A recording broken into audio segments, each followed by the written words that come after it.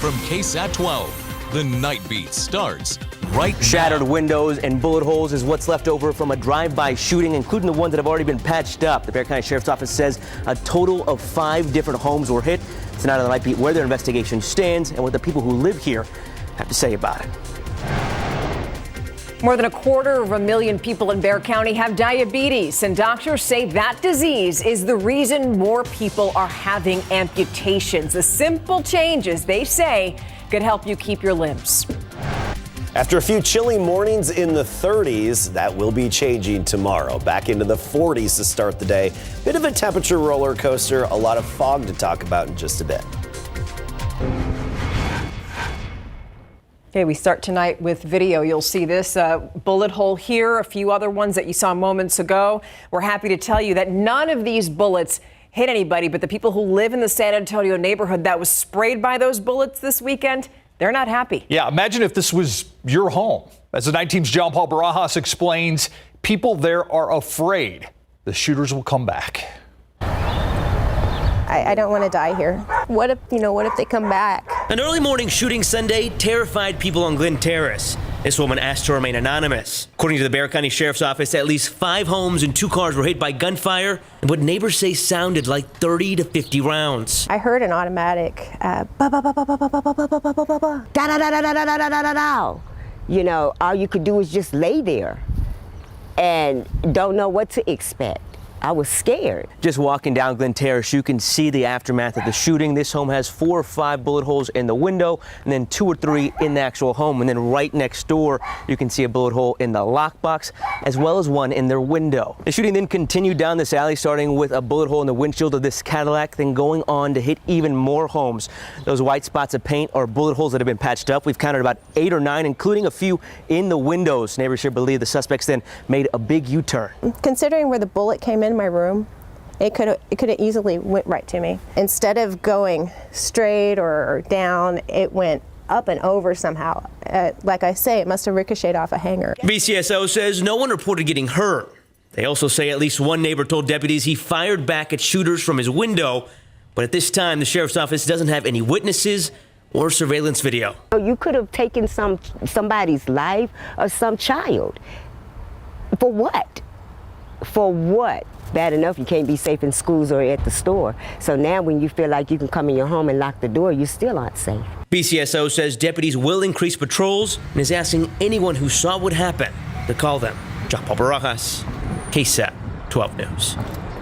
Now to one teenage suspect and a teenage victim. We're learning more about a teenager shot and killed on the northeast side. According to arrest paperwork, this young man, 18-year-old Octavius Tomrian Galloway, shot and killed the 17-year-old at an apartment complex on Benz Engelman near I-35 in Seguin. Investigators say a witness had video of the shooting that showed several cars leaving the area. Police later stopped one of those cars and say Galloway was inside. He's now being charged with murder. The name of the victim has yet to be released. You know, our hearts really go out to the Northside ISD community. The teaching assistant from Brandeis High School, you see him there on your screen. He's dead after he was injured while, quote, redirecting a student earlier this month. Alfred Jimenez, also known as Mr. Fred, fell to the ground and hit his head after falling to the ground in a classroom. And Northside ISD police are now investigating. So we all know the COVID-19 pandemic made socializing difficult. Yeah, and now speech pathologists also say it explains why kids are having communication delays and teens are more anxious in social settings. So one expert is telling the night team's Patty Santos that limiting screen time, that can help them. Look at Miss Kelly.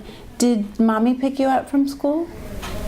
No, it was the bus. It was the bus. Just so I could pick me up in the morning. Oh, perfect. Pathologists at Speech and Language Center Stone Oak have noticed an increase in kids under 12 with language disorders. Look, I want you to watch me. Kids struggling to focus and socialize. In the middle school range, we're seeing more of an increase of fear to interact with others, fear of going out and seeing other people and being in social situations. Clinical Director Madeline Paul says the clinic's referrals doubled from February 2020 to February 2022.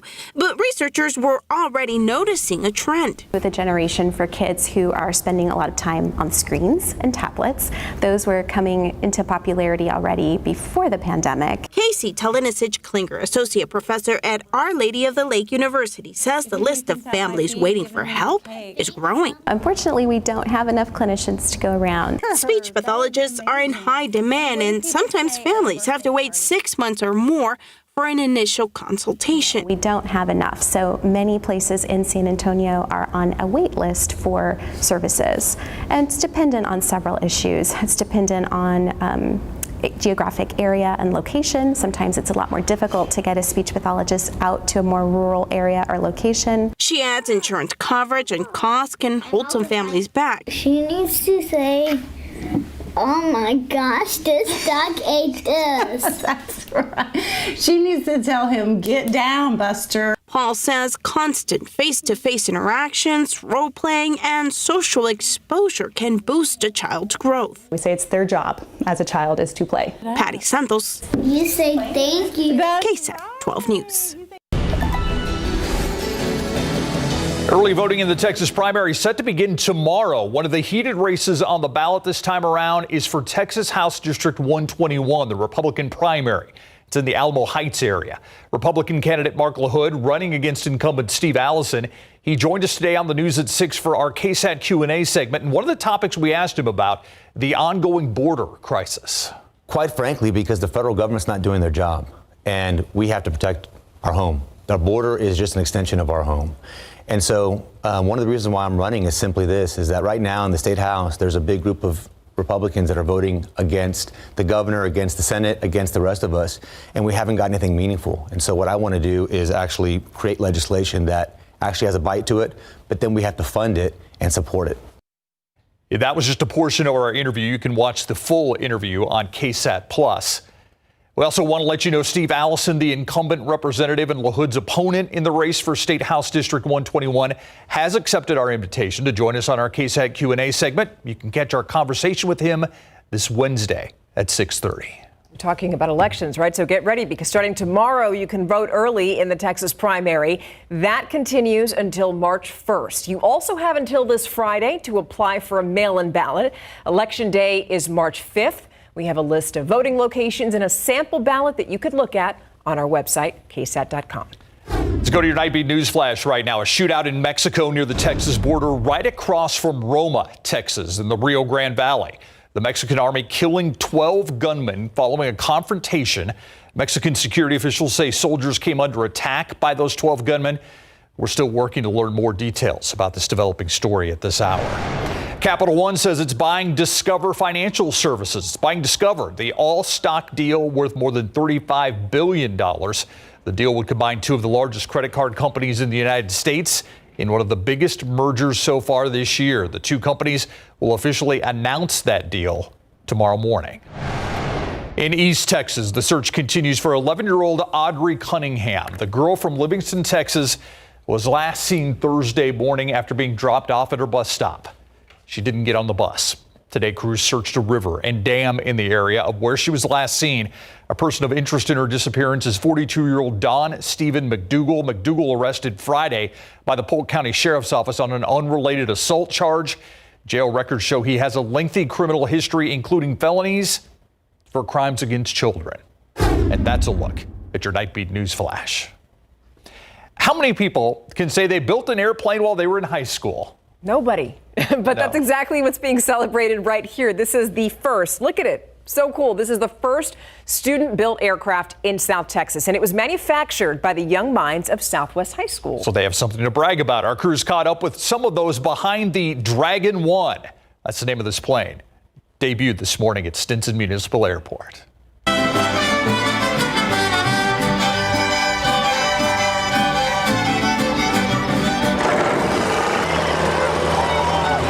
Fabulous day. I'm just so excited. I hope you are too. I am Alana Medina. I am a junior at Southwest High School. I'm one of the students who is currently enrolled in the aviation class, who has also helped build this plane. We had about 5 or 6 mentors. Hi, I'm Darren Medlin, and I'm the volunteer mentor coordinator for the Southwest High School Aviation Program. Well, starting back in 2018, the superintendent had a vision for the school to build an airplane.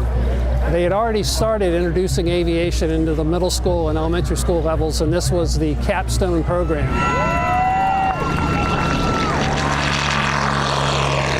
Heart was racing, heart was pounding, just so many emotions. Like, I don't know what to say. It's amazing. The amount of people that are here to see it is awesome. And he's right there too. It's awesome. It's amazing. It's not just for show. It's a real career-enhancing activity. Yeah, they're not kidding, because that's not a model. That's an actual plane. That student that you heard from, Alana Medina, she's not stopping. She tells KSAT she's planning to pursue a career in aviation. Alana, I got to tell you, girl, we're so proud of you. And with skills like that, you're going to go far. Very impressive. Yes. Now, coming up, chances are you or someone you know has diabetes. Now, the problem is more people are losing their limbs because of complications from the disease, but it really doesn't have to be that way. Coming up, you're going to meet a man who saved his foot after he came really close to losing it.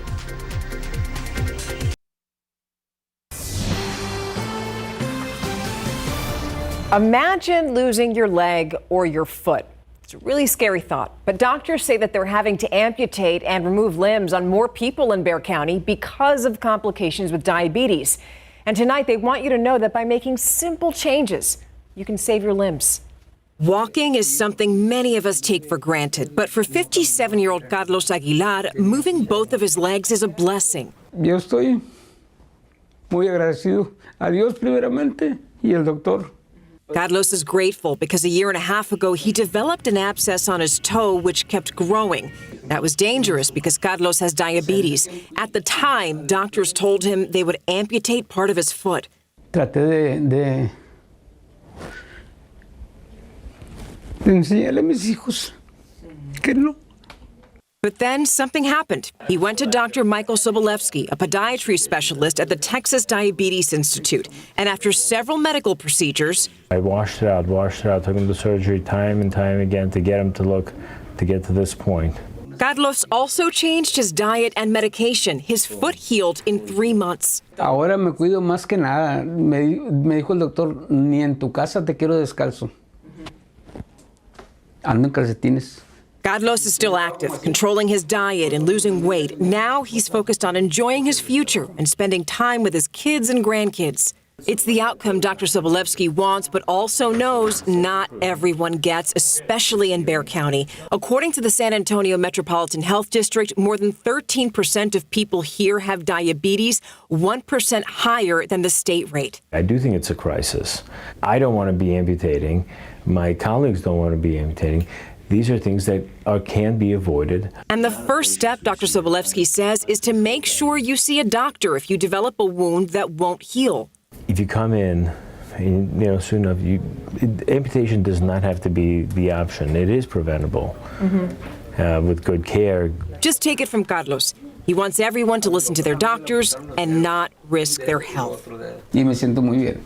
Me alegro. Me siento muy bien. Oh, we're so happy that was his outcome. You know, we had a long conversation with Dr. Sobolewski about diabetes and preventing amputations. You could watch that full conversation on our website, KSAT.com. And by the way, tomorrow on the Nightbeat, you're going to learn about a local program that's using cars to teach men with diabetes how to take better care of themselves. So stick around for that tomorrow. And I'm happy for Carlos. I'm also very glad he went to the doctor when he had a problem. Because a lot of people put these things off. That's the thing. So the other thing is, I asked, wasn't it painful for him? And no, because a lot of diabetics develop that neuropathy, so they don't feel that pain. Although that wound looked pretty painful, and so they think, well, if it doesn't hurt, I don't have to go see a doctor. Bad move. Yeah. See your doctor if you notice a wound that won't heal. Right. Exactly. Look forward to tomorrow night. All right, let's go outside right now with live cam. 56 degrees out there. Gonna be a foggy morning, my friend. A foggy morning and several foggy mornings on the way. I think all the way through Thursday, we're going to be dealing with the fog in the morning hours. Now, that's one of our headlines, of course. Also, spring-like pleasant afternoons and a dry and sunny stretch is upon us. I wish we could drum up some rain chances. It's just unfortunately not in the cards right now, and I'll get to why in just a moment. Let's start with that fog for the morning commute. It's not going to be everywhere. Not everybody's going to get it, but as we progress through the night tonight and get closer to sunrise, it'll start to develop and spread, especially along and east of I-35. This does include downtown San Antonio, so you're commuting to downtown. I do think you'll have to deal with some of that fog, but notice once you get up into the hill country, it's really not problematic. Now, I do think the fog will be a little more widespread the next few mornings after tomorrow, Wednesday and Thursday morning, more dense and more widespread on the map. It's going to clear up by 10 o'clock, and then we'll have sunshine the rest of the day. Morning temperature. So Sunday we were at 32 degrees at sunrise. Earlier this morning we were at 35. Tomorrow morning still cool, but not as bad at 46. Then notice we climb up to 60 on Thursday morning, only to see those morning temperatures drop again back into the 40s by Saturday. So a little bit of a temperature roller coaster when it comes to the mornings. Afternoons, not so much. Bulverde, Bernie 43 tomorrow, Comfort 41 along with Bandera, Floresville, and Nixon 46 in the morning, but we'll warm up well into the 70s. We're talking 76 for the high temperature here in San Antonio. And even at the noon hour, we'll be 63, and then by 4 o'clock, we hit 76. That's 77 in Castroville, 79 Utopia, Uvalde, Sabinal, and Hondo, and 76 Nixon Smiley. Afternoon temperatures, again, not as much of a roller coaster ride, but pleasant. We're looking at 70s almost all week, mid 70s, and even briefly lower 80s on Thursday. So a little hint of spring at that point. Let's talk about the weather pattern. It's the West Coast. You see this big counterclockwise swirl? Low pressure system coming onshore that gives the air lift, helps create those clouds and the rain and higher elevation snow. We have one of our familiar features here that's close enough to be influencing our weather. Big Blue H. It's pretty much over Cabo San Lucas, but it's poking all the way up into Texas, and that's going to be the driving factor of our weather for at least the next 7 to 10 days. In turn, all the rain chances are away from us. We're talking West Coast and East Coast, up and down the plains from even the Gulf Coast all the way up to Canada. Pretty dry here going forward, partially because of that big ridge. Thicker morning fog Wednesday and Thursday. And notice that Thursday morning temperature at 60. A weak cold front hits Thursday. That'll kick up the wind a little bit Thursday into Friday, just a little bit breezy. But unfortunately, no chance of rain. I do want to point out the countdown is on. 49 days away from the total solar eclipse on April 8th. Keep in mind, we've got these facts here. And today's a solar eclipse only happens when there's a new moon. And tomorrow we'll talk about the distance the moon is from the Earth and how that's going to impact this eclipse. That's closer than, 49 days. It's coming right up, around the isn't it? corner. Yep. Yeah, and already people have their hotel reservations. They're already ready to come down here. They better have them because they're not going to get them now. That's for sure. This is true. Yeah. All right. So we have LeBron James sharing his thoughts on Wemby. You know, that's got to be cool for Wemby. I mean, LeBron's a 4-time NBA champion, a 20-time NBA All-Star, and Wemby's just starting off his pro career. Yes, LeBron James is all about Victor Wembanyama, and a college baseball player was hit by a lot of pitches over a 3-game set. It's kind of unbelievable coming up.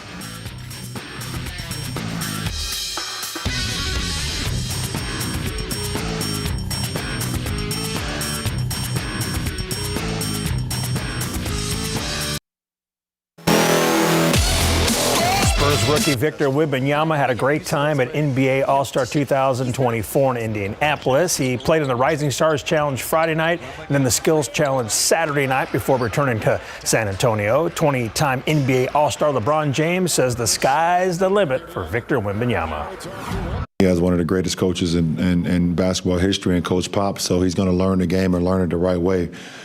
Just by being around Pop. I mean, Pop is one of my favorite guys. So, but the kid is special, and he's going to continue to get better and better. If he's doing this at, what is he, 19 right now? Just imagine what he's going to look like at 21, 22, and special kid.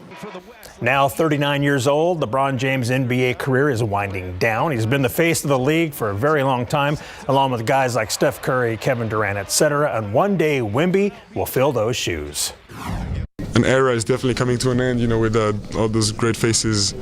I mean, we never know. 10 years ago, 7 years ago, we would think LeBron wouldn't be here for much longer, but turned out he's still here. And of course, there's a new wave of guys arriving, but I couldn't be more confident for the future of the league, even if I was just a fan. To see so much talent in every team, in both conferences, it's just, it's beautiful. The game is in good hands. The Spurs are being mentioned in trade rumors with the Hawks for guard Trae Young. During All-Star Media Avail Saturday, Young was asked what type of player should the Spurs be looking for to pair with Wemby. Anybody, the kind of player that can help him win a championship. Make his job easier for him. Somebody who can just help him. So that's the type of player he needs around him. And his game and his competitive level, he's a different breed. Being able to be that tall and do a lot of different things is kind of crazy. So. Something Trae was talking about himself. Now the Spurs have plenty of draft picks to offer to get Young should they choose to pursue him. In women's college basketball, Sahara Jones and Texas A&M are hosting number 13 LSU tonight. Early first quarter, Jones from Veterans Memorial High School gets the rock, pump fake, then knocks down the jumper, and the Aggies lead 4-2. But it was a short-lived lead because the Tigers would take control after that. Anissa Morrow down low scores, and the Tigers go up 13-4. She had a game-high 25, and the Tigers win at 81-58. Jones, who's now a senior, scored 10 for the Aggies. Yesterday in women's action, number 12 Virginia Tech went on the road, and they won at Louisville 86-70. First quarter, Carly Wenzel drives baseline for the reverse layup. Sweet. Third quarter, she drives in again and gets two more. The Antonian prep grad scored 8 points in 21 minutes, helping the Hokies improve to 22-4. The Rock announcing start your engines at the rain-delayed Daytona 500 today. Lap 192, William Byron gets into Brad Keselowski and spins him into Joey Logano, starting an 18-car mess and bringing out the caution. You can't have Daytona without the big one. Lap 200 with William Byron in the lead. Ross Chastain spins from second and collects Austin Cindric, bringing out the caution and ending the race just after the leader took the white flag. The caution comes out, and William Byron wins the Daytona 500. Congratulations. Bull riding and a baseball player who never wants to be hit again after the break.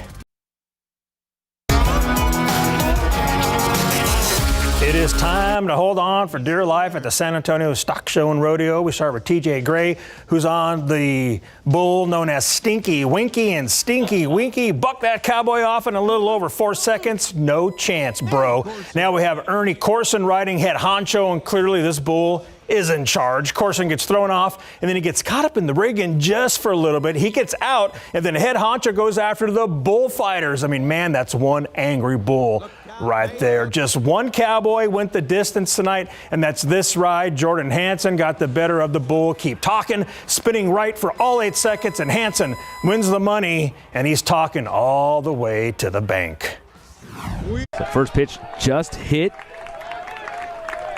Massiangelo. First 5 innings, they had the lead. All right, and that was the start of a long and bruising series for Sacramento State baseball player Matt Massiangelo. He was hit by a pitch 7 times out of 8 plate appearances in a doubleheader Friday against Loyola Marymount. In total, he was plunked 8 times in his first 9 at-bats in that 3-game set. The 23-year-old was making his debut for the Hornets. Now, he said he couldn't help but laugh, and he'll take the on-base percentage bump. Yeah. Yikes. You might as well laugh about it. He's taken more than that for more than an on-base percentage bumps. He's probably got about 8 bumps all over his body. Yeah. Yikes. Mm-hmm. All right. We'll be right back. Sweatshirt or light jacket in the morning, tomorrow at 46, then sunny and 76 in the afternoon. Just get ready for some foggy morning commutes the next 3 days. All right. Thank you for that. That does it for the Night Beat. Have a great night. We'll see you tomorrow. Good night.